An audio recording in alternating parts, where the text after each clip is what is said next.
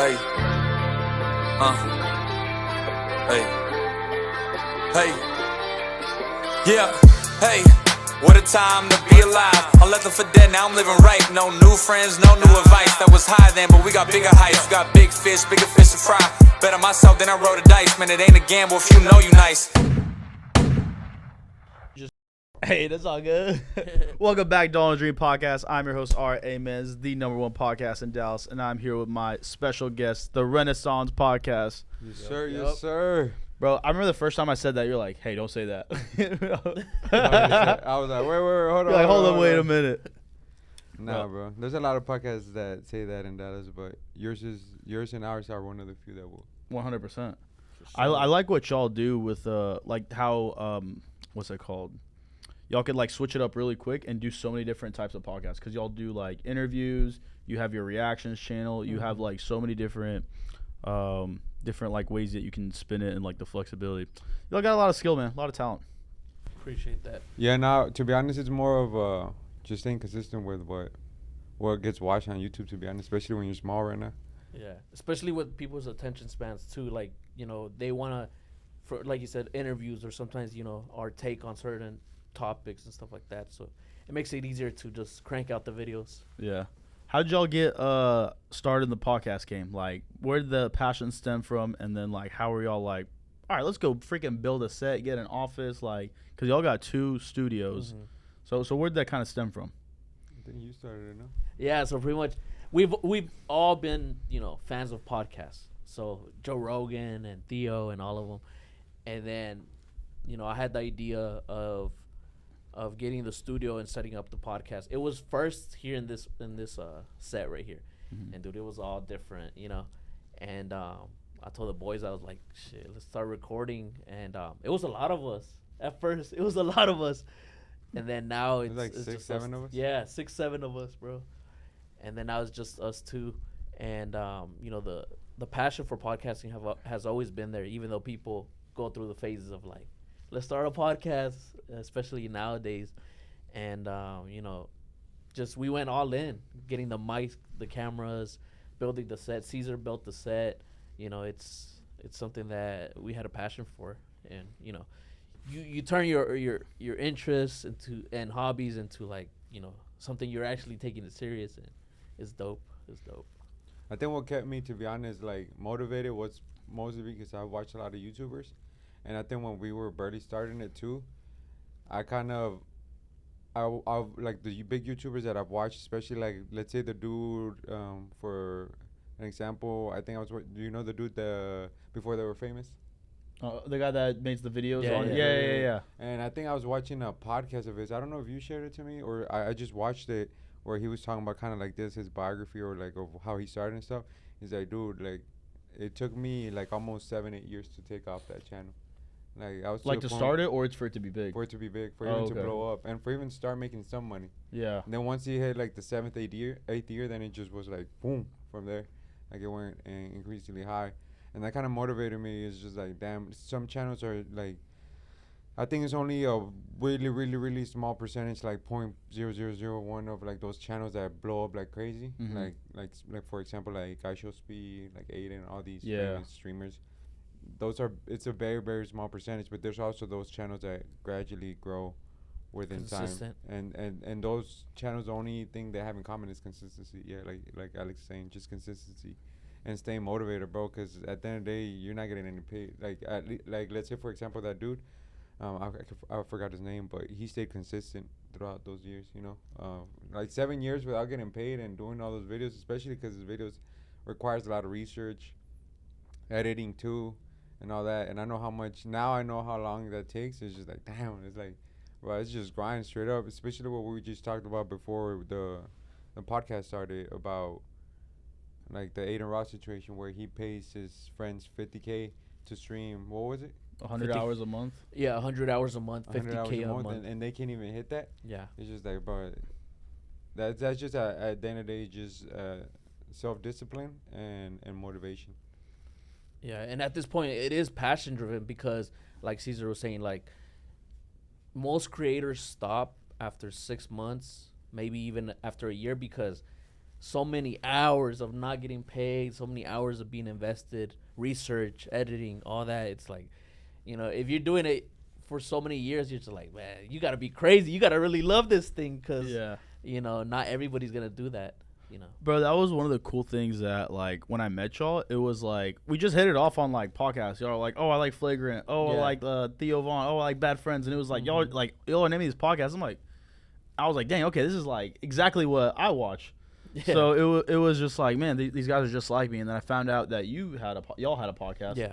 And I was, like, watching it and looking at it, and I was like, bro, this is crazy. Like, y'all got it all, like, set up. And I think I DM'd you talking about something. And you're like, bro, you should come on the podcast and talk about that. And I was like, bro, let me come over, like, right now or something.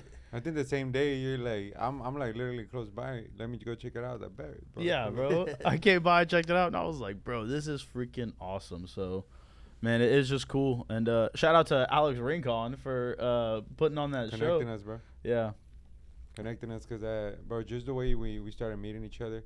Especially, I think the older I get, bro, the more when you get in a mentality of, like, creating businesses for yourself and, like, just staying in a lane of your, like, kind of that what's it called, that entrepreneur mindset. Mindset, sorry.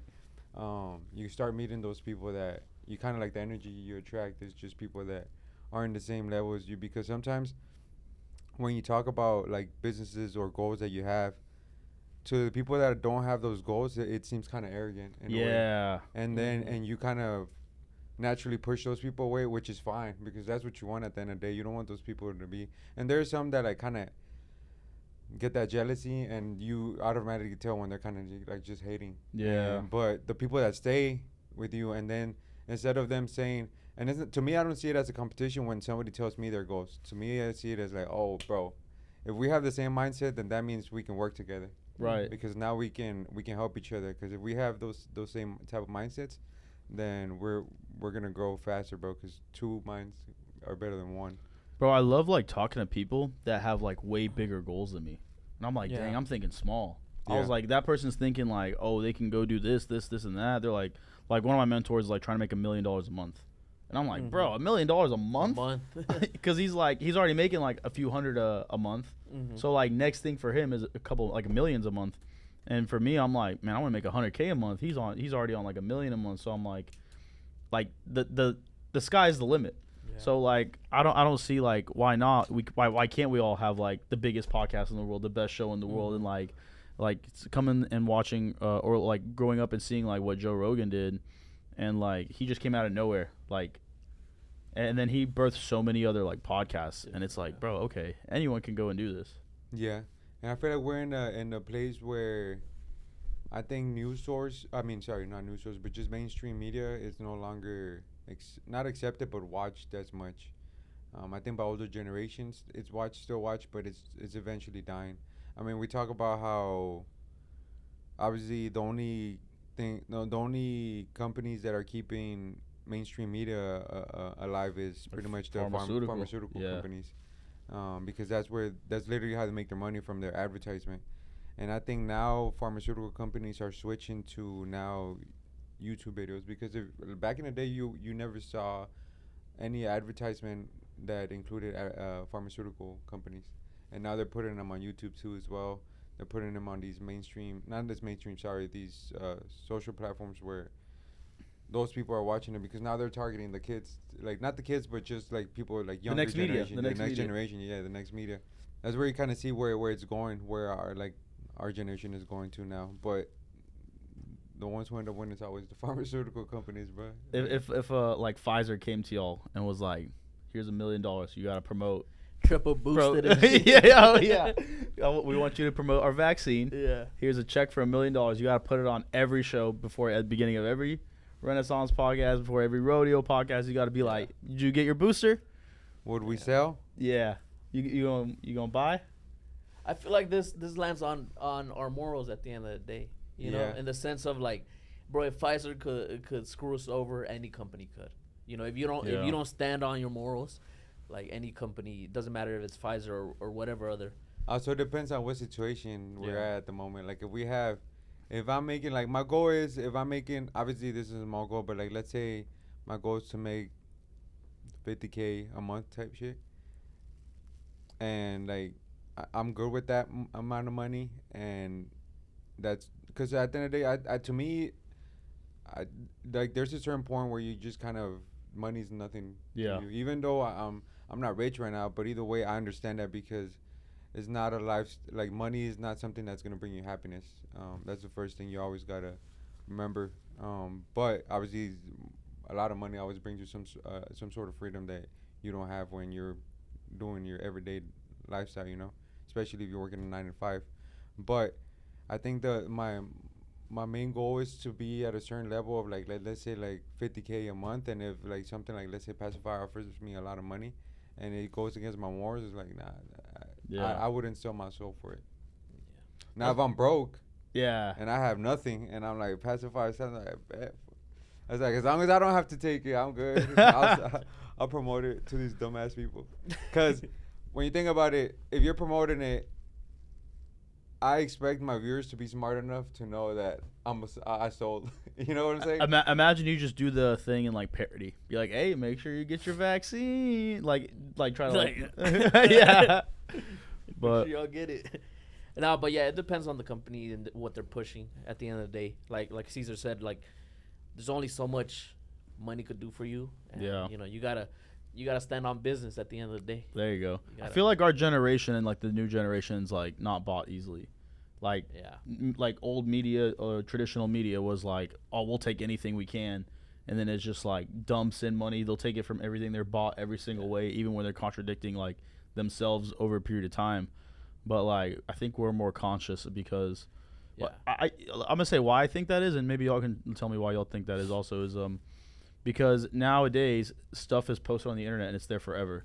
So if you lie or you switch sides, they're gonna pull it right back up, pull up your old tweets, pull up your old information, and be like, you said this. Mm-hmm. Old traditional media, they're like, oh, everyone's gonna forget. No, we're not gonna forget. And they used to always work together to cover each other up. Like the media will work with the government in case the government, like say that they did something that they knew the public wouldn't agree with. Mm-hmm. The media would cover for the government and make sure that story's not pushed. Yeah. But like you said, now with the internet, it's like, bro, that happens. We know about it. Gotcha, bitch. Yeah, within like 5 minutes, everybody's posting about it, and it holds people accountable, like you said. I feel like like some people are bought though. We still have that at the end of the day. Like people do want to feed their families or have a certain lifestyle, and they're gonna push those narratives. I mean, you saw the Democratic Party buying TikTokers, pretty much paying them money in order to promote Biden, or who was it? I think it was Biden, right, when there was a presidency. But there was a few famous TikTokers that were getting paid, and I think the reason they found out, like, they were promoting Biden in the correct way, they would seem as people that would support Biden, but then I think they slipped and they came out a video that they were just getting paid to promote it. Like they didn't believe in. Do y'all think that's an issue? Promoting politicians on media? Yeah. Would y'all have an issue with that? I don't think that's. I don't think it's a problem, bro. I don't think it's a problem, but should they let the audience know though, or? Yeah. So like I was hearing about this thing where it's like if you're it's kind of like NASCAR. You gotta wear who's promoting you on like your jacket or something. Oh, you know how like NASCAR has all their sponsors on. Yeah, I gotta know who's sponsoring you. So like, put on like a jacket or something. I don't know what it is. Yeah.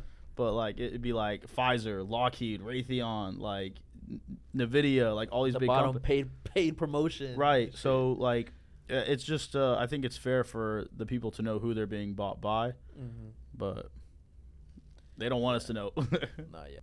Bro, that's all it is, man. It's mass manipulation. It's sales 101. Like, it's sales 101 is if you see life insurance over and over and over again, like, you're eventually going to be like, man, shit, I should probably get life insurance. Yeah.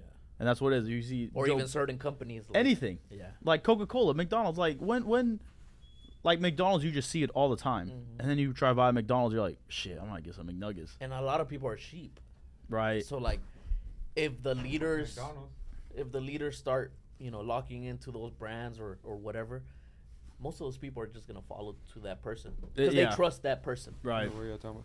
So like influencers and the power that he was saying how like academics, the Democratic Party came to academics and was like, hey, we'll endorse you if you promote our party, Yeah, 3 posts for like 20K or something like that. Damn. Yeah, that's not bad though.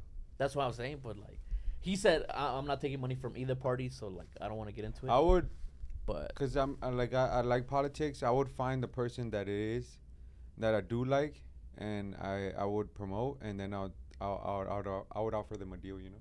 No, like have like a real partnership, because I genuinely like fuck with that person. Yeah. Is that what you're saying? Yeah, but then also person. it's like But still pay me. Like I wouldn't mind like riding with Vivek. Yeah. Yeah. Like it'd be cool to just be like friends with him and promote him, and like we can help you. You know what I'm saying? But then politicians, when you think about it, they're very snaky. Scratch your back, scratch mine type shit. That, but also you never know what type of deals they're in. Yeah. Like they may be in bed with China or something. Yeah, and then now you're promoting them, and now you get tied to them. It's like, no, that's true. That's true. Politics is a dirty risky business, bro. It's risky business. I think we talked about this with politics. It's just about how a lot of these politicians, how they get into power and stuff. It's just like very. Well, because the whole your whole campaign is to raise money, so you're going to like companies and peoples and just selling yourself. And just selling yourself. Hey, give me money. I promise I'll do this. Give me money. I'll promise I'll do this. Give me money. I'll promise I'll do this. And then when you finally get that power, you have to give back on all those promises, or they're gonna freaking like rip you to shreds. And most of the time, they never do. And yeah, so then there's just like this cycle of like you're just trying to like win the next election, win the next election, win the next election, and the whole time you're just begging for money. So it's just strange, man. It's a question strange for both of y'all. Two-parter. Do you guys feel like politicians should be allowed to invest with the knowledge that they are able to get, and also term limits on state or the Senate representatives? Should there be term limits? Bro, okay, so what are y'all's thoughts on investing, if you're in office, you can't invest, and then I would say like maybe 5-10 years after, you can't invest. You shouldn't be a career politician. Yeah, and also to answer that second part, they should make the terms longer, but you get one term. So 1 10-year term. 10 years? 1 10-year term. Wow. So you once you're in for 10 years. Yeah. Once you're out, you're out. Like you can't. You're done. So then you can go invest. You can do whatever you need to. But that way. How long would you be? Would they be a what is it called? Grace period for investing and stuff? I say like 5-10 years. Okay. Because you can't just make a bunch of policies on your way out and then go exactly invest. Yeah. Okay. I would say the same thing. Pretty much, they shouldn't be able to invest, obviously, because they have power to change laws that could affect a certain company and also affect their stock value. So it's just like where you're investing in. You know, I mean, we could talk about Nancy Pelosi. That's the main one everybody knows. Like, but it happens on both sides of the aisle. Oh yeah, it happens on both sides. But she's just the most famous one because of. She even has a whole Twitter account, Nancy Pelosi trades. But in terms of term, like these people that really don't get voted in, that they just get elected. Is that who you're talking? Yeah, they're voted in pretty much. Oh, who you talking about though? Well, you could the Senate and also the House of Representatives. Yeah, so Congress. They have their constituents. They vote in. So because they can go multiple years after years. That's what I'm saying. Yeah. So they basically run that shit. Yeah. Like Biden and Nancy and bro, they've been in that shit forever since the freaking before Civil War or Civil. Bro, it feels like it though. Civil War. Like damn. Sleepy Joe out here. They should have only a certain amount. Like I would say 10 years. 10 years is a good one. Yeah, 10-year term, bro. Or at least just an age. Age limit? Age limit, yeah. Like past 70, you good. Yeah, bro. Just like the retirement age? Yeah, or even like driver's license, bro. You shouldn't be driving after like 75, bro. Get the fuck out the road, my boy. Get out of the way, grandma. Plus also that, and then also it comes into to those people that don't get voted in, like that. Yeah. The head of the FBI, the head of all these entities in the government that don't get voted in. Those should get voted in too as well. I think so. Do you think by that by the people? But that's the problem, that like people barely go vote for president. Like, I think it's getting more and more. Or maybe we're just getting older. Yeah, we're getting older. So I think the people they said we like hang 70% of the population are voting. If that's pretty good though. Yeah. I feel like it. But like you said, it's getting higher every time. Do y'all pressure people to go vote? Yeah. I feel like we should pressure people to go vote. Yeah. At least make it, because I don't know, bro. I could vote for like, well, how old am I? Freaking, I'm 29, so I could have voted for two elections. I could have voted, I didn't. Yeah. And then I voted last election. I was like, okay, I got skin in the game. I'm paying more attention. Yeah. Are you very vocal when you talk to people about who you're voting for? I tried not to be because the first time I did, it fucking backfired. I was like, it just backfired. Like, Mr. Krabs. You need to leave. It also depends on the environment you're around. Yeah, but I mean, like, it is what it is. So and people are emotional, so I don't want to like. What do you think about the voting rights, though? Like, not the voting rights, the voting laws of, like, ID and this and that. You should have an ID, bro. Did you know they added, like, on Tinder, you have to have an ID now to have a verified account? Because there's people that debate that, like, those laws are racist and this and that. And How is, black people and Mexicans can't get driver's license? I'm not saying that, bro. That's what, some Democrats push that. But some Democrat it's because we're going into conspiracy theory now, where they're saying that more because they know that Trump has so much power right now, especially with them trying to arrest him.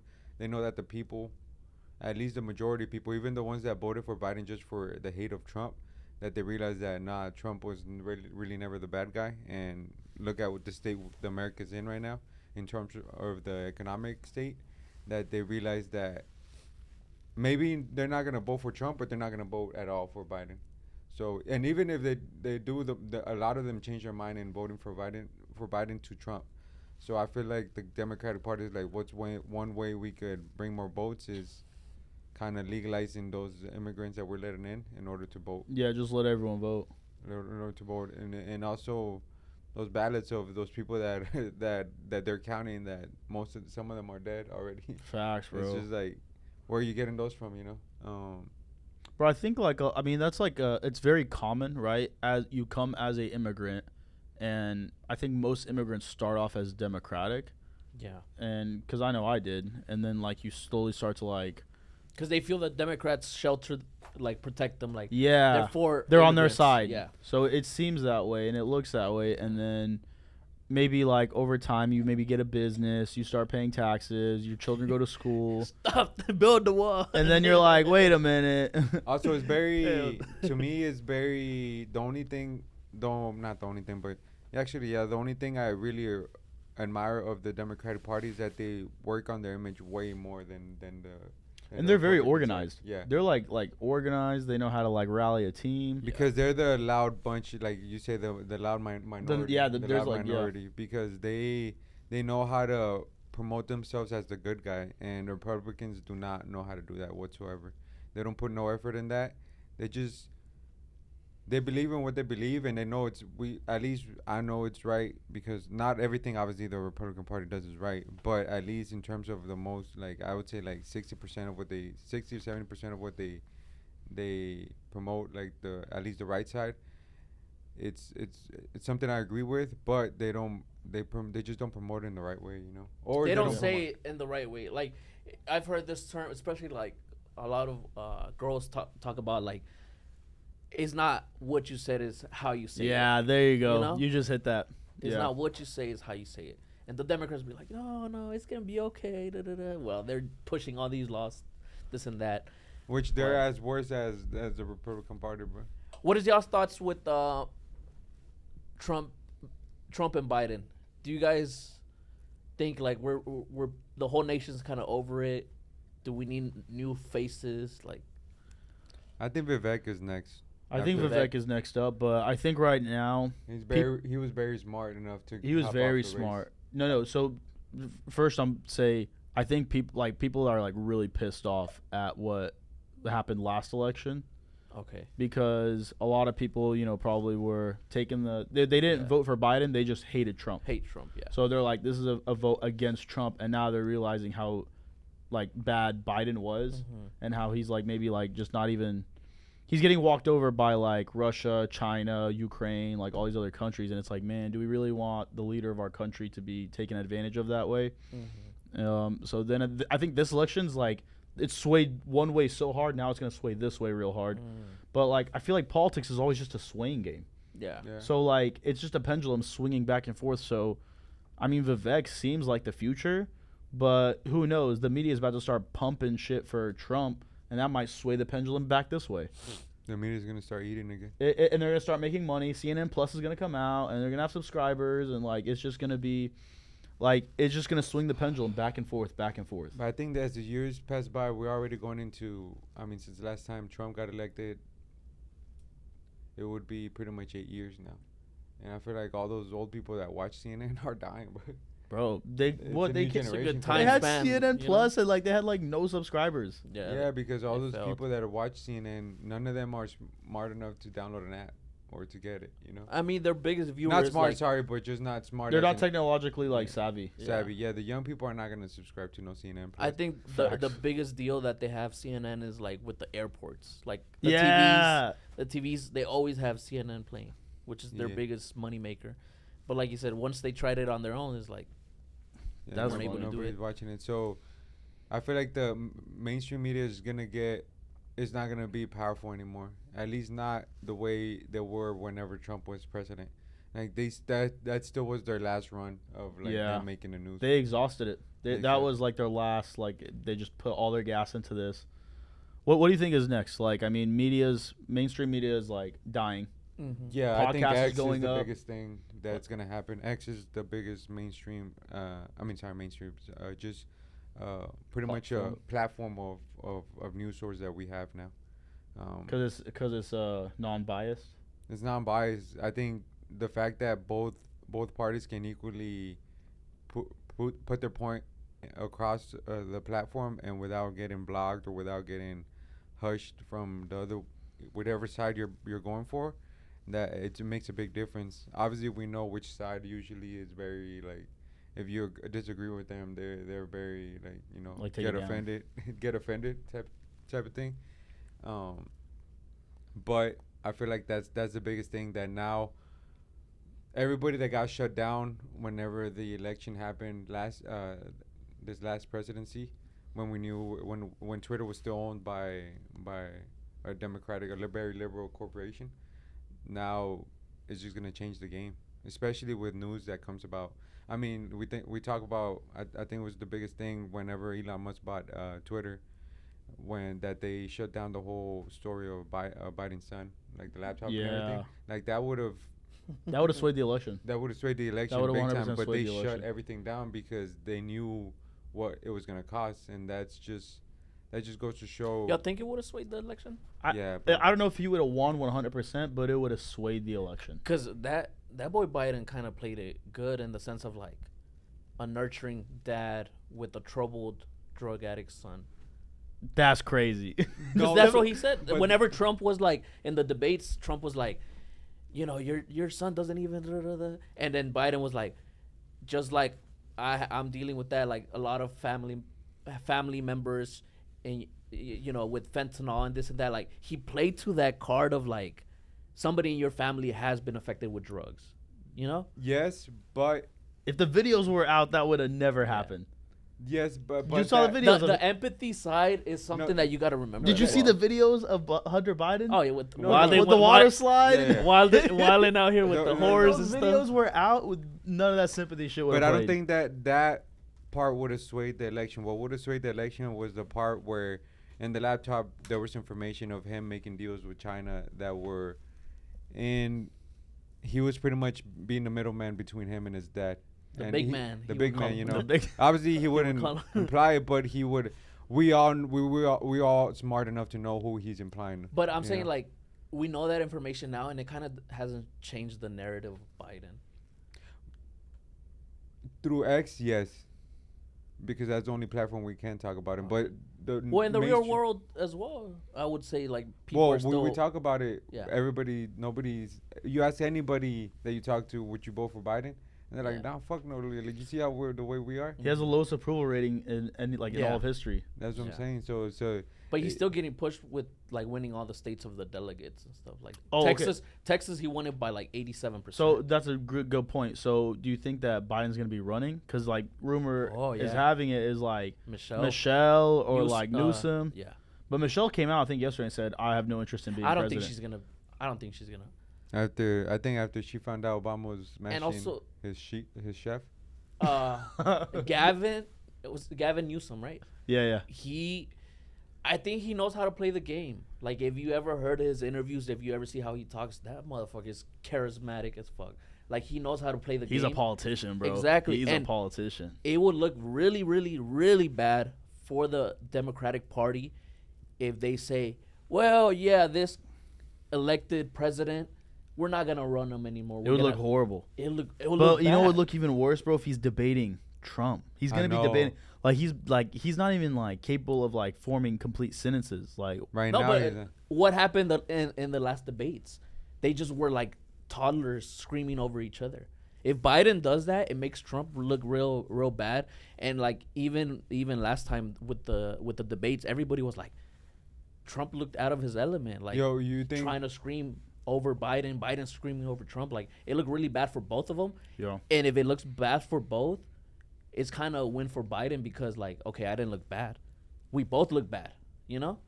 That's what I'm trying to say. we should the debate should be like you get muted. Yeah, that's a good point that they brought up. Like, the mic gets turned off because they were just screaming over each other the whole time. Yeah. Like, it was awful. Like, it was such a bad debate. It makes America look bad. Yeah, it was a bad Joe debate. Rogan should be the moderator too. Facts, bro. Honestly, Jamie, pull it up. honestly, a 3-hour debate. When you think about it, hell no, bro. I don't even think they can do an hour with Biden. But not like Biden, but just in general, like have like for sure that would be presidents. PBD does this, so he's having like he'll have two people from two different sides on, and he'll be like 1 hour we're gonna talk about this, 1 hour we're gonna talk about this, different topics of it. Not even like different. It's like there's multiple topics within the hour, but it's different structures. Okay. So like one is I forgot what it was, but he has like 3-hour debates with different structures so that like you get to really know somebody. No, yeah, that's a good idea. Yes, but is it gonna happen? No, they're not gonna do it with Biden. They can't get an hour and it out of him. sucks because right now Biden is on the I'm the elected president. Like, it's my rules type shit. You know, it's because Trump, whenever they debated, I think it was with like Trump's rules and stuff like that. Like, okay, on this date, because I have to campaign on these days and this and that. Like, whenever you're the elected president, like, it's kind of like being a little bit like home field. Yeah. You know, you kind of put the rules. You say the network or the people that you want to work with and stuff like that. So, you know, you just gotta. Trump has to overcome that and make sure that he doesn't look crazy like in the last debate, and stay cool, calm, and relaxed, and just be able to, you know, maneuver him. Because that's a good point, bro. Because you know, like, because Joe Biden is probably not gonna be like charismatic as or like even able to hold like great debate since the first time. Yeah. So if Trump is coming out here and like talking all crazy, it's gonna make him look bad. Yeah. Sometimes you gotta let the other person just out talk themselves. You know. Imagine like Trump does play that card and he's just quiet and calm and collected the whole time, and then like Joe's calm and collected because he's not really like saying much. It'd be like the softest debate ever. Yeah. But Trump always has that charisma, which is what Biden doesn't have. Yeah. You know? But also, I think what's it called, that Trump, now that he, like, we see the state America's in right now, I feel like he doesn't, like, when in the debate from last presidency, it was kind of harder for him because America, other than obviously COVID and all the pandemic happened, so it was really kind of in a bad moment. Yeah. But either way, America was thriving before him, so there was like really nothing he could argue about other than just saying that, yeah, look where I have America. But now that America's so bad, now he has a lot more bullets to shoot because like, look where everything's at now. Like, you see, he's well, not tweeting, but on Truth Social, he's putting out everything about how like the borders, just everybody passing by like without no checkups or anything. I think he put an article about how they flew in some immigrants in a different state too, without them having any papers, anything. So they just flew in, man. I don't want to sound like a Biden dick rider over here, bro, but you could always debate those points. You know, you said the U.S. But can Biden debate him? Well, you already know his team is gonna have those points of like, okay, Trump is saying that the U.S. is in a bad spot, economy's trash, this and that, but compared to the whole world, our inflation levels have been way better than everybody else. Whenever we were all at the same with the COVID happening, inflation levels have been controlled. Biden has deported more people than Trump did than Barack did. Like, he could also debate those points. So you got to know how to, I don't know, like, how to sway people in the sense of like how you mentioned about we do look weak with certain countries. That's, you know, that's a major thing, because like you got to also factor in like how we do look to the world, because bro, wars were not happening whenever Trump was in office. I feel like they saw him more like, I think that's the main point. Everybody. That's something he has to lean in. Yeah, I was more at peace compared to how you're doing. And he can just like say, look at the record. Like the Middle East was at peace. There was no war. Like, I think he was the first person that got all the Middle East. He was the first person. He was the first person. Yeah, first president. First president that. And throughout his term, there was no war. So, isn't it funny how they both went to the border at the same time? That's like catching your ex at the club or something. That's hilarious. But I think that's more of the alpha mentality that Trump has, bro. Like, imagine you're an immigrant trying to cross. You see Trump. You just see the red ass. No, some of the immigrants crossing. Yeah. Like, look, it's Trump. Like they were excited to see him. Bro, because he has that charisma, bro. But did you see that? Talking about conspiracy theories, you know how we talk about how Michelle's a man, or we talked about how Michelle's a man. Yeah. Like, did you see that? I forgot which one of the daughters changed their last name. Recently, they took their last name. Like they what did they switch it to? I forgot what they switched it to. They not Obama no more. That's crazy. Yeah, she changed it to something else. The oldest? It's two of them, right? It's two of them. I think it was the oldest. But I mean, we talk about how they look exactly like their best friends, like supposedly the nurse that was the one who birthed their daughter, or was there, like, who did the whole, what's it called? The procedure. Oh, yeah. That, like, she looks exactly like her, like. That's crazy, bro. I was like, bro, that's freaking. Dude, that's crazy. I was looking at this article that while he checks, I was looking at this article. Do you feel like, was it paternity tests should be mandatory at birth? Oh, to like make sure whose kid it is? Yeah. Because they've done studies, and 30% of babies that are born are not the dads. The dads. Yeah, because they can't be not the moms. Yeah. That's crazy, bro. That's wild, bro. You know what I said? I've been. Andrew Schultz said this in his podcast because he recently had a kid. Yeah. He was like, bro, hospitals mix up people's babies all the time. That's crazy to think about. Like, bro, imagine like your baby just goes out with a nurse and then they bring you another baby. Fuck, I just met the dude. I don't fucking know what. Like, I wouldn't know. It looks like me. Yeah, like people always assume like, oh, bro, yeah. Eyes. She just dropped her surname to Malaya Ann. Malaya what? Malaya Ann, like ANN. Oh, just Ann. her. Yeah, Ann. Malaya Ann. She don't want to be Obama. No. I mean, I guess maybe she doesn't want that name. I mean, they were wilding. Like, they were wilding. They were partying. Yeah, bro, but she does not look like Barack or Michelle, bro. I don't know why. I ain't gonna lie. She doesn't look. She look. I don't know. What? Like, have you seen the picture of the? I haven't seen the comparison. Look, I'll show you, and you tell me. I'll put it in the podcast. You said it was the nurse that had. Yeah. That was delivering the babies. That's crazy.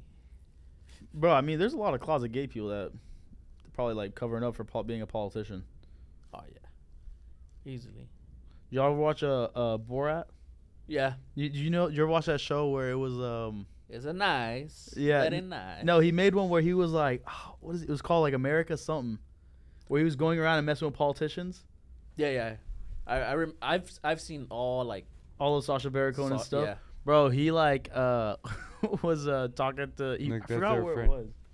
That's the Obama, one of Obama's like close friend, and then that's Michelle's, like, the nurse.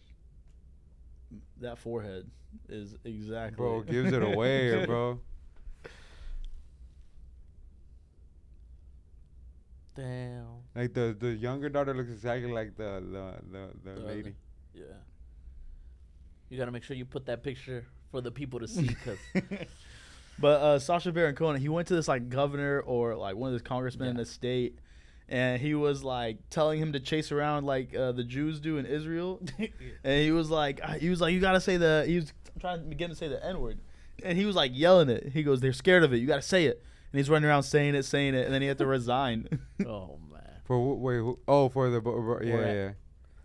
But it's crazy because when he makes those movies, they don't tell the people that they're making the movies. No, he gets sued every time. Yeah, he gets sued. He gets like sued every single time, and I'm like, damn, this dude doesn't give a fuck. And you know what's crazy? I don't know what he did, but it kind of made me dislike him. Like I think he was against like Trump, I think, or something like that. He thinks Americans are idiots, so he will go on like places or like talk shows, and he'll be like, yeah, Americans are idiots. Look what I can do. And like, so that was one thing I didn't like that he did. But I mean, like But I mean, also he's like choosing like the most redneck areas to do that, you know? Yeah, he is like picking on like the dumb people. Yeah, and I feel like the world has that stigma of us, right? Because of so many videos that they've seen of like, where's Canada at, or like, you know, those. Like, what country is in this map and stuff like that. How many continents are there? We're just like, how many oceans? I don't know. Mississippi River on some shit. Also, bro, there is a lot of people that don't know, bro. Like even normal people that you ask 10 of your coworkers where a certain like country is, and they'll at least 7 of them won't know. You got to think about it. We've talked about this before. How like we think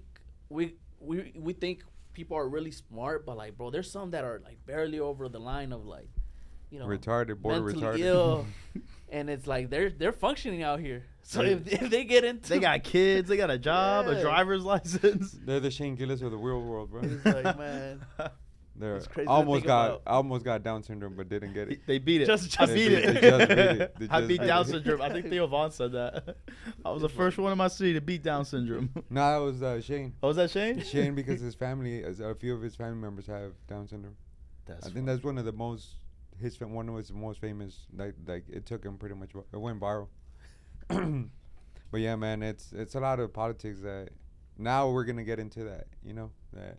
And I'm down to do podcasts later on when it comes to like politics news, because I think this year is the year that's gonna go crazy. Every time it's election time, it's like the craziest stories come out. Or even like, you know, you brought up COVID. If COVID does not happen, Trump still wins, bro. Trump wins by a landslide. The country was booming. And I think that was a targeted attack towards us. Bro, hey, that can 100% be. There's a conspiracy about that, bro. I mean, like, it's very coordinated. Yeah. The fact that Obama's administration was the one who was funding the Wuhan lab, and now that it's proved that it came out of there, like it actually came out of there, like it's no longer a conspiracy theory. All this stuff that Trump talked about, that all the conspiracy guys were talking about, everything came out to be truth. It's just like crazy to think that now you're like, damn, like these motherfuckers are willing to do anything, and they don't get caught because they own the media. Who's gonna hold them accountable? I mean, like, why isn't the Epstein list revealed yet? Like, the FBI files on JFK still haven't been released. Oh yeah, bro. I mean, everybody knows. Yeah, like that's what I love about this day and age, where the information is like spreading like wildfire. So like, I feel like more and more people are knowing. But I also wonder if only the, because we talk to each other and we care about this stuff. Mm-hmm. So I'm wondering who's like what the mass scale is. Is everyone really care about this, or is it just like? Maybe I'm talking to people that like, you know what I'm saying? Yeah. I think they care about it for curiosity, but there's nobody in power that's willing to fight to find out, you know? Yeah. We can't do anything about it because we have no power in the government, but there's nobody really in power to be like, hey, what are you doing? Like, why are you not releasing those Who's going to hold them accountable? Yeah. And like you said, it's not a mainstream thing, you know, at the end of the day. Like, you don't think so? I feel like it will go viral if it comes out who actually. Because even, what's his name? PBD has talked about this. How, you know, his dad, whenever he lived with his uncle and stuff, like, his uncle would get home from work, he'll get his meal, he'll watch funny comedy shows or whatever, he'll just be laughing, this and that, and then PBD's dad told him, like, what are they saying? There's two people in this world. It's either you want to learn about the world and how it really works, or you're just like your uncle, enjoying life and just going throughout your life. You don't even worry about the bullshit of the world. You know, you just go to work, get home, have fun, you know, until you die. You're just checked out. Yeah. Man, yeah.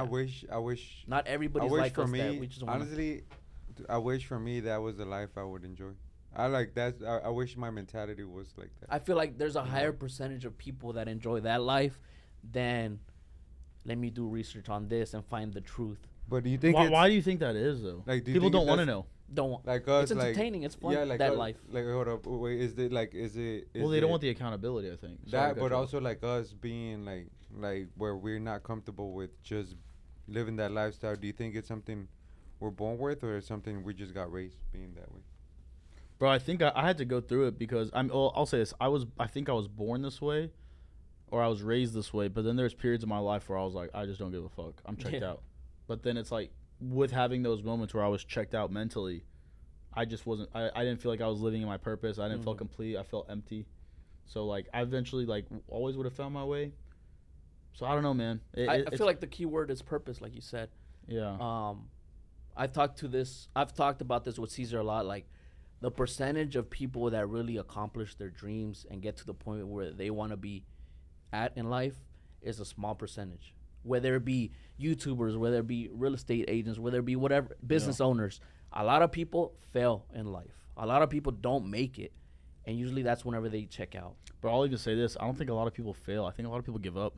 Yeah, way before. Bro, like failing is part of the process, bro. Yeah. But just don't give up. You'll get there. What do you think is the age that people give up? Bro, early 20s. It depends because it could be early 20s or even like kids as well. Yeah, like they give up before they even start, bro. Like it's crazy to me that like I'll talk to like young kids, and they like really think their life's over. Like because they feel like they have no hope. You know what I'm saying? Yeah. So it's like that's crazy to me. It's like, bro, we're in America. Like, what you mean you have no hope? But then also you could change their mindset. So then we're really not born with it because it's just a mindset. That's true. No, that's true, bro. That's why it's hard for me to say. If you think about it, the PVD with the book, he talks about how his lifestyle, like what made him change his mind was his dad getting disrespected. Right. And him seeing his dad get respected, and he's like, you know what? I'm gonna work so hard where my last name is gonna get remembered. And that's just something that triggered him, and pretty much he found that enemy, as he says. So you're really not born with it, now that I think about it. But like, what triggers you to change that mindset, bro? Sorry, go ahead. No, because for me it doesn't. Like, I can't remember a certain instance where it was, maybe it's just me being broke that keeps me grinding, you know. Yeah. But also not being able to like just relax. I don't know where I get that motivation from. Like, it's weird. I think people like where they don't get that motivation is like, so PBD, he wanted to make his like dad proud. He was like, I promise I'm gonna make my dad's name mean something. But if like, say you don't have a good relationship with your dad, or you don't have a good relationship with your mom, and it's just you in the world, then it's like, bro, if it's just me, bro, like if it's just me and I gotta take care of me and I gotta accomplish my dreams, some people just give up on themselves. So it's like, oh, bro, I can't get like as immigrants, bro, our families came here for us, and it's like, bro, it's not just me, my whole legacy's on the line. So like I have to go get it because my legacy's on the line. But if you just were like, you know, born here with a silver spoon, mom and dad don't care about you, then it's kind of like, if I die, if I give up, it don't matter. And sometimes it's part of the cycle because like you said, parents being immigrants, sometimes they gave up on their dreams to make sure that you're good. Yeah. Because I've talked to my parents, and like my mom, she's like, oh yeah, I always wanted to be a nurse, but I never pursued it. You know, she is doing something completely different. Yeah. But in her mind, it was like, damn, I always wanted to be a nurse and help people. My dad, you know, he wanted to have his own farm and this and that, but he's doing something completely different. Gave all that up, came here to the U.S. to give a better life to us. And you think about that, and it either motivates you, or you're just like, well, you know, we're good, this and that. But like, you think about it, like it's a whole cycle of like, they kind of gave up on their dreams and said, you know, for the best of the family. But then you use that as fuel to say, all right, let's take it to the next level, and maybe I could provide for them in certain things that. Yeah, that you they literally hit want. the point of like, I said that I don't know what my motivation is, but then I realized what my motivation is, which is my mom. Obviously being, like family, like if you have a purpose of like, and I think there's been a few people in my life that I explained to them like not my problems, but just like why I'm grinding for. And it's like, no, I got to take care of my mom. Like I want to buy her house, or like I want to have my siblings to have like a good experience, or like at least go to college and have good education, or just if they want to pursue something, I'm able to afford to help them out, to give them that extra boost that I didn't have, you know. Yeah. And then some people have told me, nah, why are you worrying about that? Like, worry about yourself. Like, Yeah. you Bro, should be like, taking care what of you mean? yourself. But to me, it's just like my mentality is like, what the fuck? Like, I would never think of not thinking about my family, you know? Yeah. It's just like, that's literally my only motivation. Like, if I didn't think of them selfishly, like, if I, not selfishly, I guess just if I didn't have my motivation of them, then I would just give up on everything. And I would just be living that simplistic life. Bro, so, like, I live in McKinney, like, really close to my family now. And whenever I'm not, like, near them in the same city, like, I lived in Denton at one point while I was in college, and I was living in Dallas at one point. Even when I'm, like, far away in a different city, I'm, like, more selfish. I'm like, oh, I don't have to go work. Oh, I can just go party. Oh, I can just, like, I'm just thinking about just myself. And just myself, I'm like, I'll destroy this vessel. I'll go, like, you know, be, like, eat like shit, like, not be, like, conscious or not be disciplined. But when, like, I see them more than often, I'm like, damn, I gotta take care of my family, bro. Like, it's bigger than me. It's bigger than you. I think Akash, I posted it a while back, but then I put in my archives. But I'm gonna show you this real quick. This one. So I think it's a good point. Also, we're all three of us are immigrants, so we're kind of like raised. I mean, we were raised in American lifestyle, but we were raised by immigrant parents. Yeah. That came here to America to live a better lifestyle, and I think at least all of us. I don't know, but Drew, I don't think we've ever talked about this, but at least my mom reminded me of how it is to live in Mexico, or how it was, how different it would be my lifestyle if I was in Mexico. And I think Akash said it. I'm gonna play real quick, but he had it like in a podcast, and I'm like, damn, bro, this motherfucker hit some deep things. And this is one. Hold on. Right, you're saying that like your circumstances are different than the black experience in America. 100%. And that's my eyes have been open to that for sure. But like when we talk about white privilege, it's like cool. That might exist, but you also are overlooking how privileged you are relative to your people to be in America. Right. Like we're the most privileged in our lives. Our parents would never ever compared complain. to other Desis, you're saying that are like in India, Pakistan. Indians, Pakistanis, Sri Lankans, people back home. Right. They would literally kill somebody to be where we are. Right. So when we talk about white privilege, it's like, man, you got to be thankful for our privilege and take that and build something beautiful. I really look at our parents like they fucking sacrificed everything to come here. Language they didn't know, like they did it. And we're going to now complain? No, let's be thankful and let's build something fucking great. Right. And that is to us. That's crazy. That's facts, bro. He gets it. And there's a lot of immigrants that, not a lot of them, but there's just some majority that I've ran into where they feel very, very victimized. And that's my bro. When it comes to people and them feeling victimized or like always having that victim mentality, it's just to me my biggest pet peeve, bro. Like that's as soon as I hear somebody act like a victim towards me, it's just like, bro, you can't tell me anything because like I've been through so much shit that it's just like I don't want to hear no negative things and about you. I just want to hear, look, I'm grinding myself towards getting to this place instead of just always feeling that, having that victim mentality. And that's my biggest pet peeve, bro. It irks me when I hear somebody talk about like just about how bad their life is going, because I know everybody has their struggles. Their struggles, yeah, and like just don't complain about them. Just go through those things, and you eventually overcome them and build something off of that. But to me, man, victim mentality is just the weakest thing you could have as a human being, especially if you're a man. Facts. I think that's But people do that to remove accountability and responsibility from themselves. Yeah. You know, at the end of the day, I do see that a lot. It's the boogeyman effect. If like I think somebody is the reason why I'm down bad, like it's then I have no control. Yeah. Then I have no control. The blame's not on me. Have y'all internally tried to do that with yourselves, while y'all like driving home? Because I've had that moments where like I want to feel like a victim. And I have these thoughts, but then it's like, nah, like I can't be feeling like that way. Like, bro, I do, man. I mean, like I'll get it, like when I'm tired. I think that's the nature of. Like I was just telling y'all, no facts. Like I was telling y'all, bro, I need to get like focused back on like working out, and I'm like, man, I don't have time to work out. It's like, bro, go fucking make time. Like wake up earlier. I'll wake up and I'm like, oh, I'm tired, man. I went to bed late last night. I should sleep in, so I'm well rested. And it's just like, I mean, Joe Rogan talks about it. It's your inner bitch. Conquer your inner bitch. Yeah. That's true. Conquer your inner bitch. I was gonna say, what's the biggest thing that you learned as being an immigrant? Like, other than like, all right, we gotta like, cause we came here with like nothing. What was something that you saw that your parents did that you're like, fuck, like that's what separates us in our mindset? I think always having a hustle. That like that no matter what you need, like not getting help. Like help is fine, but if you can do it without getting help, or when you're figuring out, at least like let me like at least for example like money wise, like at least me obviously investing in different businesses, always not being short on money, but because you're investing in so much stuff, obviously your money's gonna go low at a certain point.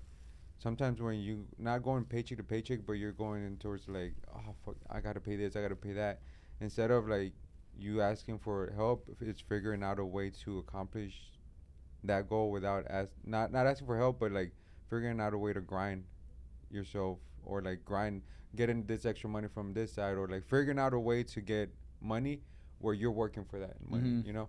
And I think I learned that from my mom at least, because obviously like she was a single mother living in America, raising 4 kids. It's just like she always figured out a way to get money, no matter what. Like even if she had to go work an extra side job for like 4 hours, and even though she already had worked 8-hour shift, it's just like that's what she got to do to make rent. And I, being obviously me the oldest, kind of changed that mentality, because obviously my little siblings, I see they have a way better lifestyle than I had, because obviously they don't see the grind that I had to go through as well. Because growing up as an immigrant meant I had to start working at 14, 15, bro. I started working. I wouldn't even say legally what age, because I started working a little bit younger than that. But always having that mentality of like, nah, you work for yourself. Especially because obviously at 13, 14, usually kids nowadays in America, they're still getting help from their parents at that age.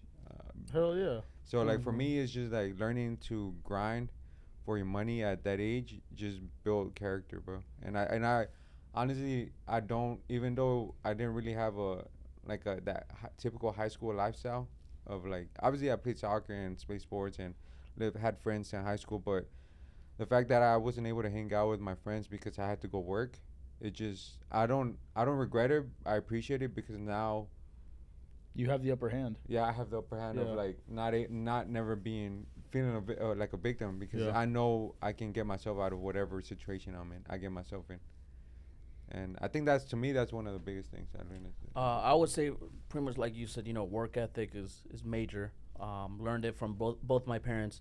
They both came here with nothing. Grinded out. My mom has her own business. My dad's a huge, influence in the work that I do.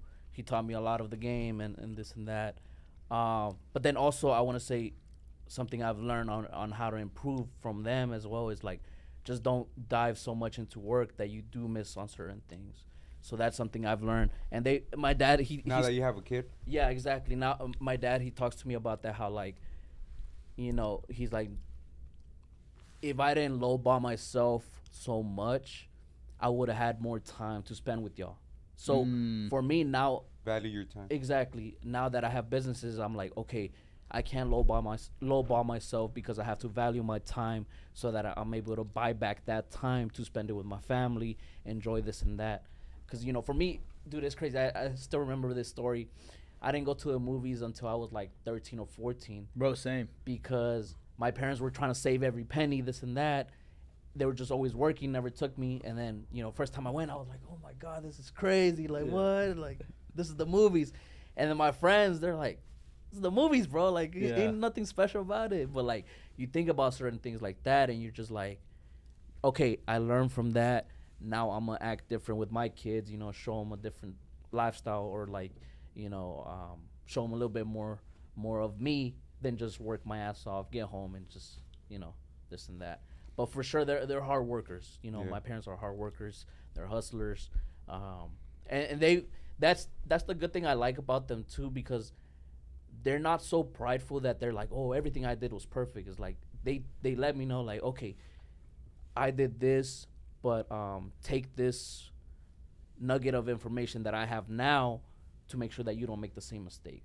Bro, that's powerful that, like, you are realizing that, hey, don't lowball myself. My time is valuable. Because it's like, bro, it's honestly not your time anymore. It's your daughter's time. Exactly. I'm gonna start charging you more for these edits. Hey, yo, you don't got a kid, bro. Nah, but talking about the movies and shit. Yeah. I have a funny story. So like, and this is just, I feel like this is all immigrants. Like it said, you said you didn't go to movies till later on. Bro, I completely forgot I didn't go to the movie. Like until you said that, I was like, bro, the first movie I saw was remember Pokemon 2000? Oh yeah. That was like the first movie I saw, and I didn't see another movie till like Star Wars. I was like, maybe like 6 or 5. Okay, Yeah. bro. We had one neighbor one time when we were young. I was like maybe like 7, 8, and my mom. They were our neighbors, and they're Mexican as well. And my mom called them, and they were like, "Where y'all at?" and stuff. Like, come over. Like we're cooking some meat, and so y'all can come and eat. And then he was my best friend growing up, and he was with his mom obviously, and my mom called her his mom, and they're like, "Oh, we're at the movies and stuff," and we're like, "Oh shit, that's crazy! Like, what movie y'all watching?" And they're like, "Nah, we're just outside, like hanging out, like chilling outside the movie theater." Bro, to this day, and you know what's funny? It's this movie theater, the one right here. Oh yeah, yeah. And like, nah, we're just outside chilling, like enjoying the view, the environment. I'm like, bro, I was like, that I remember to this day, that's funny. the one story I remember because it's just like. We're over here thinking they're watching a movie and stuff. Like, we vibing. The vibes are good. We're just vibing in the parking lot. The vibes in the movie theater parking lot is nice though. Yeah. There's just something about there. The smell of popcorn. Just people coming out. Yeah. I was like, bro, like I was just like I don't know why I remember that story right now when you said about the movies and stuff. But that's just like, you don't have the money, but you kind of appreciate those moments. I think there was a video of like this mom that. She couldn't afford to go to the movie theater recently. Like it went viral. I think I saw it on Twitter or somewhere. But she had hella coupons for like Slurpees and like popcorn, free popcorn and stuff. So she just took her kids to like it was like a African American mom, and she just took her kids to like get those free Slurpees and popcorn, and they were just in the movie theater lobby eating popcorn and the Slurpees. Grateful. And stuff. And the kid was like hella grateful and stuff, and it's just like, man, that's so beautiful because it's just like. As like maybe I don't know the mom story, but she could be a single mom. I mean, it's not that rare nowadays, bro. But like, just that sounds racist as fuck. But I don't think it sounded racist, but hey, but what's it called? Just the kid was very grateful of like just the fact that they got. Popcorn. I think like and he's grateful there, but like trust me, when you get older. You look back on those moments and you just, man, sometimes like I remember those moments that I went through with my mom and like it just you appreciate it and you kind of get emotional as a man, bro, because now that you're grinding so hard, you see the struggles that you go through as an adult. And you're like, damn, I wonder what my mom was feeling at that moment whenever she was real, trying to think about, Bro, it's like they probably got like their favorite food, or they weren't able to get. Who knows how long they probably didn't eat their favorite food because they're trying to take care of you. Yeah. Like that different country and stuff. Bro, because I remember one time like my mom was eating. She like made food or something, and I saw that she was eating the last piece of my favorite food, and I was like, oh, that's my favorite food, and she just took it out of her mouth and gave it to me, and I was like. Wait a minute! I don't want you to not have it. Like it was just a weird moment that I realized, and I was like, man, that's crazy. She just took the food out of her own mouth, her favorite food, and gave it to me. It was just like a really weird feeling, man. And like something that I realized like with like growing up with immigrant parents, it was like we didn't have the money, just like y'all were saying. It's like, but they still never were like victimized. Like it was like, yo, we don't got anything, but we're gonna smile, we're gonna go to work, we're gonna pretend like everything's okay. Anytime they saw people, it's like, oh, we're doing amazing, everything's great, smile on their face, and it's just like, dang, so many people are struggling, but they're just going out there and just making it happen. Is Middle Eastern people, bro? Like obviously the grind is kind of the same, like mentality of grinding for your money, but is the main movement for Middle Eastern people to come to America? Like the terrorism, or is it more money wise, like just the living lifestyle, like escape terrorism? Yeah, He said terrorism. I was like, wait a minute, bro. Pause. Wait, where are you from? Are you from You Iraq? said it's yeah. You're like, is the main reason to come here terrorism? the main reason to come to The the way US you said it, bro. I don't know, is it bro. terrorism or to make money? Because you never know, bro. I mean, like, a lot of people, like, in Mexico, it's not terrorism, but that's not because they're not labeled as terrorism. But That's funny. but cartel are worse than terrorism, bro. No, yeah. So the main reason we like, it depends for everyone, but my family and Kurdish people to be particular is to escape that bad life. Man, like, So like it's during that time it was the Gulf War when like Saddam Hussein was like bombing just our cities. Dang. So it was like I lost an uncle because of that, and mom and dad were like, we're not raising a kid here. so I wasn't that far off. No, you were right. It was just the way, but it's like you said. It's not about what you say; it's how you say it. No, I did. I say it like in a bad way, or No, it was just it The was way funny. You said it, So you were you're- like, so the reason y'all come to the U.S. is it for terrorism or to make money? It's like the either or. It's just like, Okay. whoa. like if I'm I was like, why are you coming here for terrorism? oh, okay. Yeah. I question. Now that you say it like that, now I know what I said. I was it like, way wrong. damn, this guy bold, bro. What the hell? Like, are you here to be a terrorist? Yeah. Shit, you never know, bro. The buildup was crazy though. That's Oh man, Yeah, what the? damn, now that I realize it, bro. You're working your way up to become a millionaire and then be the greatest terrorist alive. Damn, bro, I'm gonna start being racist fuck to you like how I'm with Josh. You want to say again? Nah, the way I am with Josh, you like be saying racist that shit to Josh. Bro, I love it. I think it's so funny. I used to be like super sensitive about it because like, bro, growing up in Texas after 9/11, everyone hated like yeah. Middle Easterns. Oh, The yeah, that's jokes true. and Yeah, bro. Right. Like my nickname was terrorist. Really? Like growing up, my nickname was terrorist, and it was like, I didn't really like understand it.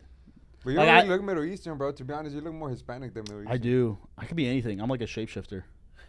I could be like, Yeah, very Middle Easterns can't kick. Oh, you know what's funny? Middle Eastern dude, we're at the indoor and we needed some players, and it was me and then my other friend that he has long hair but he has he has a big beard, and other two guys that were there. We needed 5 players to complete the team because we had the keeper already, and there's this Indian dude or not, I don't know where he was from, but he was Middle Eastern, and then he was helping the other team, and he's like, I was like, but I didn't know at the moment, and I was like, hey, bro, can you come help us? Like, we need players. He's like, bro, I'm helping the other team. The other team was full of white people, of white guys.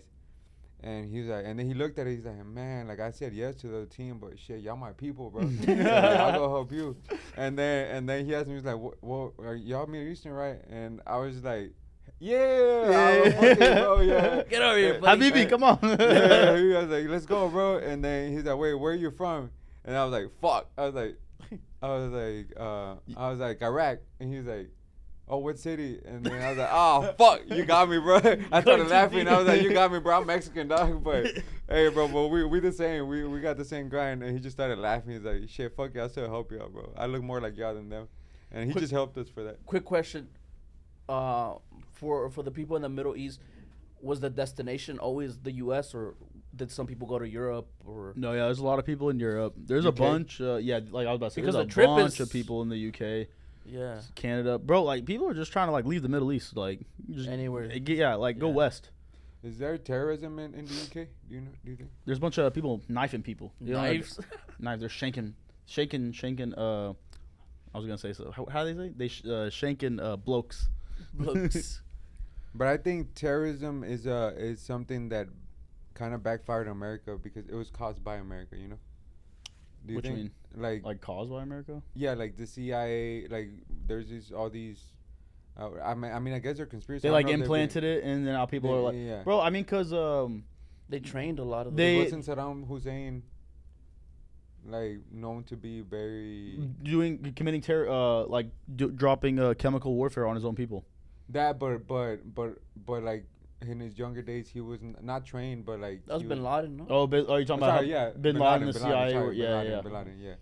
No, bro. I mean, that's facts, and like, I mean, we always hear that like 9/11 was an inside job, Yeah. and then it's like now we're hearing more about these like mass shootings, and they're putting attention on this mass shooting. So then more people are like realizing, oh, I could die like a villain or hero type shit and get some recognition because I've never had any recognition or attention or never had any love. and I can have it for this one moment, and they're just like blasting it. So then it's like incentivizing it. And even PBD was saying this the other day. It's like imagine like they're talking about how like Trump is running, and imagine they came out with like a 5-part Netflix docuseries about Lee Harvey Oswald, the guy that allegedly killed JFK. They call it Lee Harvey Oswald, hero or villain. And then now they're implementing into people's minds killing a like presidential figure. Yeah. If they kill him, is he a hero or villain? Now that 5-part docuseries, they blow it up, make it look all, have it like, look all nice and shit. And then that's like a way of programming people who are insecure and don't have any love to, if they go and they just want to go shoot Trump or kill Trump, it's like, bro, you could be remembered now. You get your page in that's some evil mind, psychological warfare type shit. And that's just, to me, that's just kind of finding the person that is willing to do it, but they also plan something where they make sure they secure that, kind of like the JFK thing, that where like they used him as, and I think that's what you as like an alibi. Yeah, as an alibi, or like not as an alibi, but they used the fall man. Right. So, but like, imagine like you have nothing to live for, you don't have family, and then it's like, and you're like pissed off at like politics for whatever reason, and you're like, man, I can just go fucking buy a gun, shoot this dude, and like I'll be remembered forever. Yeah, that's what I'm saying. So like they pretty much programmed the fall guy. Yeah. There's mass programming, and they're watching. Obviously, they're watching everything we watch, or like, so they know he's about to do that. They see the so patterns. then they plan around him. They plan everything around him. Yeah, that's it's not like impossible. Which is who do you think killed JFK? The CIA. CIA. CIA. It was because JFK was making a lot of like. He wanted to destroy the agency. He wanted to destroy the agency. They wanted to stop Vietnam. It was like mainly Vietnam, like in my opinion, because like they were sending all this money to Vietnam to like stop communism, but there's like no communism. Like what are we doing here? And it was just to fund wars, fund government agencies. And JFK's like, bro, we gotta like relax with this shit. That's crazy because all the things you're saying right now are the same thing that's happening right now. Facts. Like as soon as if Trump wins, Trump is gonna, now he knows who the real enemies are. Like he appointed I forgot his name, the dude in the FBI, which is now he's the one that's targeting him. It's just like, now you backstab me. I was like, all right. And I think him, like Vivek, pretty much getting out of the race. I think he's going to use Vivek in some sort of way as a consultant. And we all know what Vivek has been trying to do, or at least been promoted through his whole campaign, is get rid of the 3-letter Bro, get agency. rid of all of them, bro. FBI, CIA. Get rid of them. And that goes, well, okay, let me go finish this point. But pretty much getting rid of that, it's kind of the same thing as the JFK, what he was trying to do. Right. Is get rid of all those agencies. And it's a good point where you're talking about, like, shit, maybe Trump could get an attempt assassination. Shit, that would be crazy. We're bro. living through history, I mean, bro. we haven't. It wouldn't surprise me if none of us lived through it, so it would be crazy things to live through, you know. Yeah. No, I think it'd be bad, bro. I don't think that'd be a good thing. Or not a good thing, but shit, it'd be crazy. It'd be crazy for us. It'll be good. History always repeats, though. Yeah. History always repeats. I mean, that's what they did to Abraham Lincoln too. Yeah, it's not like it's the first time. Yeah. Or the second time. And that goes to a point where I was talking about, like, the big agencies being, like, causing these problems in order to bring that issue. Like they say, I think I have a cousin in Mexico that said that the biggest cartel in Mexico ain't even any Mexican cartel, is the DEA, because they have so much. They're as corrupt as any other agency. Oh yeah, how do you think they get all the weapons? Yeah. The cartels have like freaking military grade weapons. You think U.S. military grade weapons? You think they get it from? Bro, and the U.S. is like selling it. They're trying to make money, bro. And the thing is, mostly not the U.S., but obviously the corruption in the agencies, or what? The corruption in the agencies, and we never really talk about how much power the military-industrial complex. We never talk about how much power they have over politics, bro. Bro, they're the main funders. They're the main funders funding both sides. I think them and that's why we're in Ukraine. That's why That's why we're in Ukraine, bro. That's why like the Democrats want to go. Nikki Haley wants to go. It's like, why does everyone want to go to Ukraine, bro? It's because there's money to be made, bro. And like that's the thing about the military industry complex. Kind of like the first question I asked y'all, like, hey, could y'all be bought by Pfizer? they're like, hey, can we bot by sending missiles to Iran or Russia, Ukraine, Mexico? Like, they can be bought. Like, they are being bought. So it's like, and that's the whole point of, I mean, shit, let's get crazy. Fuck it. Like, NATO. NATO is just an alliance with all these countries. And the first, like, rule of NATO is you have to buy from Gorman-Rupp, Raytheon, Lockheed Martin. Dang. So, like, they're incentivized every country in NATO to go to war. So they buy those weapons from the United States and those companies. So all those companies are also owned by BlackRock. So BlackRock is like funding all these politicians to go to war so that they can sell. Bro, it's fucking crazy. And that's where you realize how. I mean, we all know. What do y'all think? Is just greed at the end of the day? No, it's control. They have all the money they want. So think about this. Yeah, because think about this, bro. Say you're born super wealthy. Yeah. You're born, you have billions of dollars. You can go buy a Ferrari every single day. What's the next thing you want? Probably success, power. So it's all power. People just they have all the money. They just want power and control. That's crazy. Isn't that crazy, bro? Yeah, because I was about to say, you're literally printing money, so it's not really about the money. It's about the power. It is about the power, and obviously to them it's a game, bro. It's just a game of chess, being played with people's lives. Real people. Real people's life, and to them it's not like one life matters, but it's just like a piece is like a country type shit. You know, like they're moving a country to go into war or to do this in order to make more money, but also just have the control over that company. I think the main reason they weren't. Who was trying to join NATO? Was it Ukraine? Yeah. Yeah. And Russia said, y'all do that, it's World War III. Yeah, World War III. Yeah, and I mean, they made the U.S. and Russia made an agreement to not, like, extend NATO, like, a while ago. Like, we promised Russia we weren't going to do that. So, like, whenever Russia got the lands that they got, like, from Crimea or something like that. Yeah. Like, so then, whenever like, Obama was in term. So whenever we, like, did that, it's Isn't like, we just backstabbed Russia. Fighting for, though? No, pretty much Russia is expanding a little bit more. Yeah, but the whole Ukraine war was based on that territory, like the territory where like they export everything out of. Not everything, it but could like be they key export. ports. Key ports. Like that was the main thing. You control the ports, you control pretty much everything that goes in. Because supposedly the pipelines were the ones that got exploded. Yeah. Did y'all watch the interview with Tucker and Putin? I didn't watch it. I haven't seen it, bro. Bro, like it's I watched it like a few times, but bro, Putin is like he's a G. Like he knows what he's doing. There's a reason why he's like it's there's number stories one. To both sides, bro. Why do you think he has a point, bro. Why do you think they're still at war though? Like, bro, how high power Russia is, why haven't they like, I guess, taken control of the areas that they want? Bro, because Russia, like even Putin was like kind of saying it. He's like, bro, y'all are disrespecting me. He goes, we made an agreement that Ukraine would not join NATO. Now y'all backstab me, and y'all are trying to take. So I can't go back on my word. If I like, now my people are gonna think I'm fake. So he's like, everyone's like, I have to do what I said on. I got to stand on business, as we would say. So like we are. So when we do that, then that's funding the war. We're making money because Ukraine's part of NATO, so we're funding it, making money, and then we also got the contract to rebuild Ukraine. So like it's just a money making like scheme, but we're messing with Putin and his leadership and like his whole country. Yeah. So is he being as aggressive as he can be, or not really?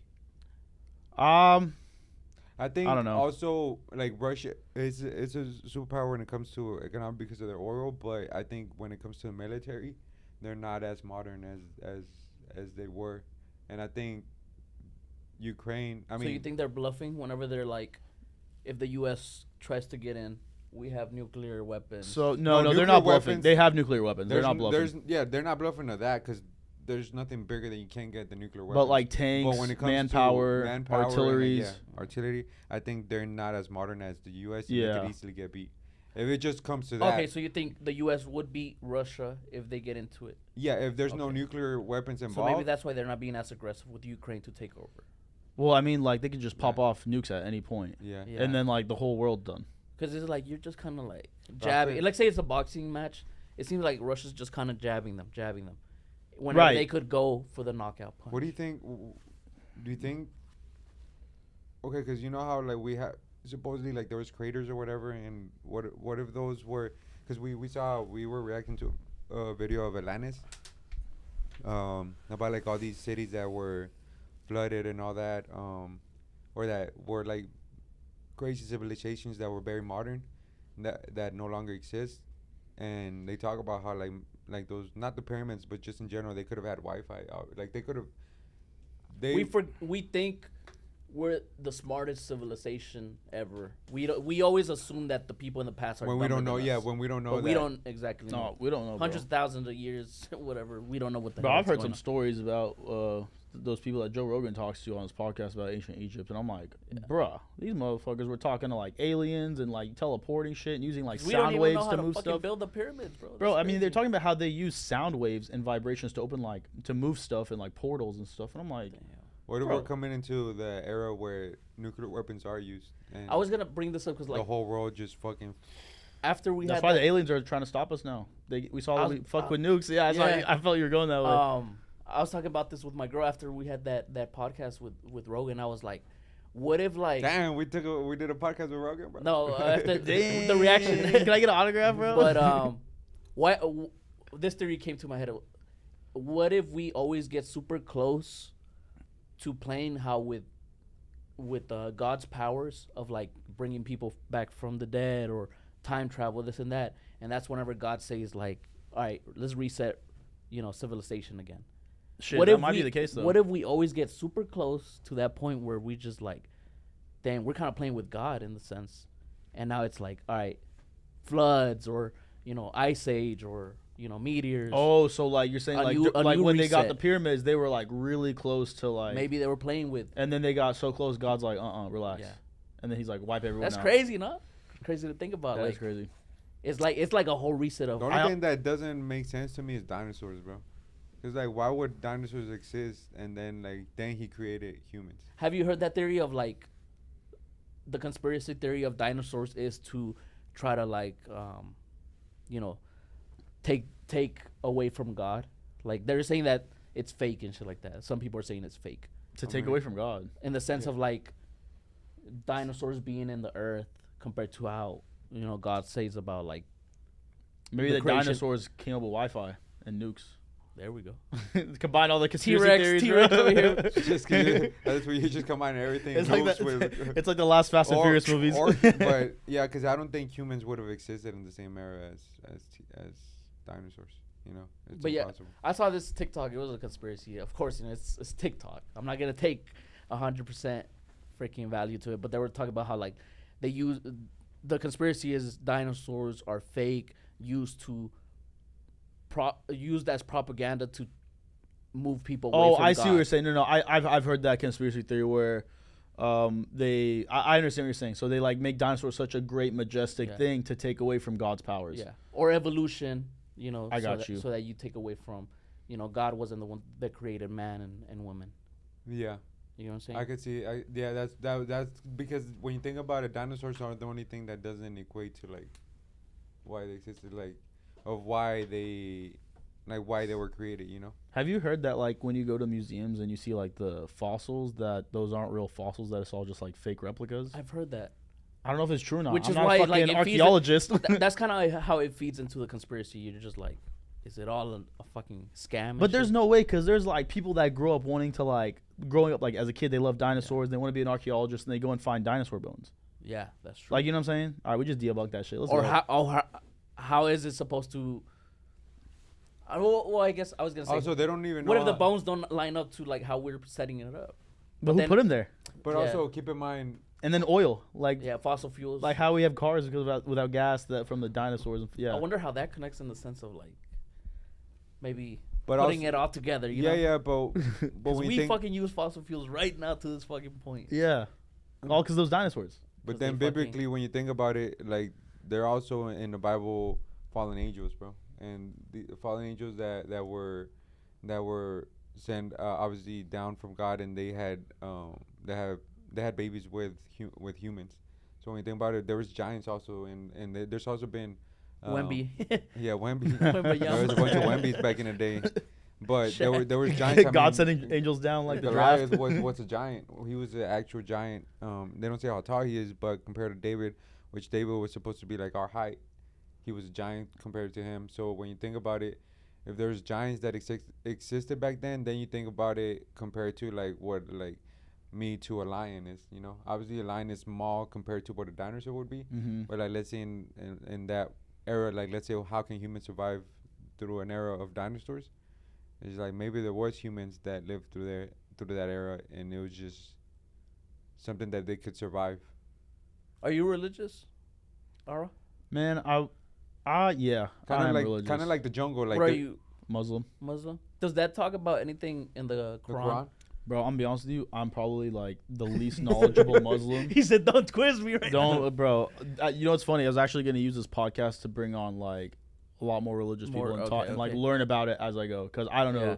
I know more about Christianity than I know about Islam. Okay, because I was about to say, from your readings, I never read it. Well, I'm like starting to read it now, but like, bro, it's hard to read. Just to see how shit lines up. I wanna be knowledgeable in both. You read it in what? What language is it written in? I mean, I read it in English, but it's in Aramaic. I was about to say it was. Do you know how to read it? Read that language? Oh, okay. But my that was like a super. You know how to speak? Yeah. Okay. Well, I don't speak Arabic. I speak Kurdish. So like, it's like I know some words in Arabic. So if someone speaks Arabic, I can like make out what they're saying. But I can't speak it. Us hearing Portuguese. Yeah, it's exactly what I was gonna say. It's like if you hear Portuguese, you might hear like words and stuff. And I'm like, okay, I can kind of Italian too. Yeah, you can kind of make it out. Okay. But my mom and dad know Arabic. They can read and write, and they can speak and read and write in Kurdish too. Damn, that's crazy.